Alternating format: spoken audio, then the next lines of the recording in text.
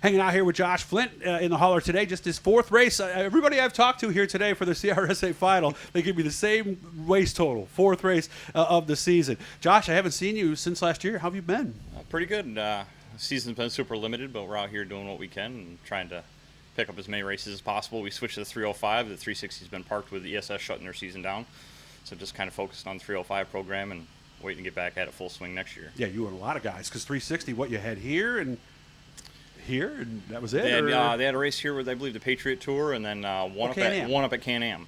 Okay. Did you do those? Unfortunately, we weren't able to make those, so we just said we're going to focus on the 305 for this season. How's it been going with the 305, Josh? Pretty good. We got 2 hard chargers to start the season, and then a win last race at Penn Can. So very nice. So 1 out of 3. So far, so good. And you're parked next to the guy who won here last time too. So pretty good rival too. Yeah, I was going to ask you that. You got you and Josh and Corey. Yeah, we all get along off the we all get along off the track, and we like to poke fun and bust jokes, but it's all business on the track. And those guys are 2 tough racers, and I always enjoy racing with them because they're going to push you. They're going to make you run hard. So yeah, they're going to make you better too. Yeah. That's the big thing.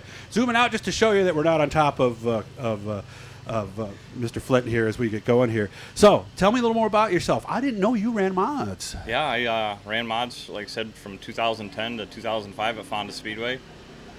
Took the break. I was actually going through the police academy, so I took a little bit of a break from that, and then I pursued the sprint car dream because it was something that was always on the bucket list. I had sold out all my modified operation and pretty much thought I was done, and Mike Van Dusen got me a seat in the car, and been racing sprints ever since and loving it. And you told me the same answer I've heard from almost everybody who's made the switch from mods to sprints. What was the main reason?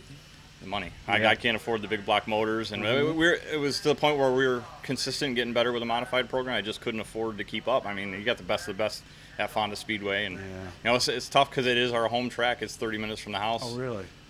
And grew up there with my dad being a past champion there, so I didn't know that. It's something I've always really wanted to run well at Fonda. So even when we go there with a sprint car, it's where we put a little extra effort in, a little extra focus. Did you achieve what you wanted to in a modified? Absolutely not. Okay. I missed what you won, 8 time out or something, you said? With a sprint car. Oh, the sprint, it was the 8 time out. Yeah, okay. But we never really had the program we needed. I didn't have the equipment at that time and the funding behind us to do it like we do with the sprint car.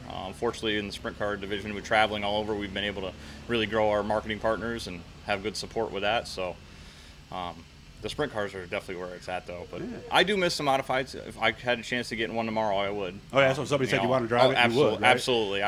I had offered to get in a sportsman. It just didn't work out this year, and I would do that, too. I miss that kind of racing. It's totally different than this. And, you can actually drive up on somebody in the corner on their bumper if you wanted. Yeah. Not have to worry about losing the front end, right? Yeah, so, absolutely. Of course, sprint car racing, by definition, most of the guys, the second thing they tell me is it's so much cleaner than what they were doing before. Absolutely. You get the guys that'll dump you to get by you. You don't have that in sprint car racing. You can't because you're going to end up taking yourself out. I mean, you can throw a good aggressive slide job, which is one thing. I love them. So, but it's definitely a different style, different attitude. I think coming from the modified though, that aggressiveness that I got racing at Fonda Weekly helped me in the sprint car. Okay. You're not lagging back on starts. You're up on the wheel, ready to go. So I often have arguments with myself when I try to figure out why the modified guys adapt so well and so quickly. Because in theory, it drives totally backwards. It leans the opposite way. It won't turn unless you're on the throttle and all that stuff.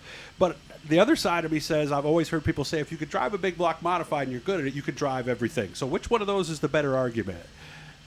I would say modified definitely does help. That's why you see guys like Danny Varon come over and just dominate in a sprint car. Yeah, because, right out of the box. You get, and same thing with Larry White, super fast every time. Jason Barney. There was no learning curve. All these guys, even guys like Cobra, comes from the modified division years ago, and I think you learn that car, the finesse of keeping a car underneath you when you don't have all the traction, but you're hooking all that power up. So once you have this, where you have the power, but it hooks up because of the wing. Yeah. Once you get used to the wing, you can hammer down and go. Only thing the guys have told me is it takes a while to get used to driving in as deep as you do with the sprints. Yes, yeah, that's a confidence thing, and then getting used to the feel of the car. I know one night at Malta, I was thinking I was going in really well, and Jason Barney's crew chief came over. He's like, "You got to go 2 car lengths in deeper, and you're going to be a lot better." And the car stuck, so it made a big difference to our driving. Yeah, and then the guys who do iRacing know what we're talking about there. You just drive those things in deep. You don't think they're going to stick, and somehow they manage to. So what do you do away from racing? I work as a fabricator and welder for Cummins. Cummins Diesel? Doing hydrogen fuel cells. Really? So alternative energy, greener energy. Nice. Yeah. How's that technology coming along? It's coming along great. It's actually taken off quite a bit. We were originally a part of GE, and then Cummins is really getting into it with all their vehicles and electric buses, and also looking with they own generator sets, so they want to switch over from diesel generators to the alternative energy, and interesting. It's really taken off. Yeah, and I know I'm a shareholder with GE, so I get their stuff. I know they sold off basically anything that actually does anything to other companies. They want to just get into investment. Is there a bigger future there? Because a lot of people are talking about electric, and I don't think electric's ever really going to make it, to be honest. Is that technology more have a better future, you think? I think it does. I think they're going to look at it a lot more. I mean, as far as electric cars, I don't think the infrastructure is there, in my personal opinion. And they're not green. As far as the buses and all the other things like that, I think we'll definitely have a good stronghold with that eventually. And then, powering cities and villages and stuff, I think you'll see generator sets like that would make more sense going with greener.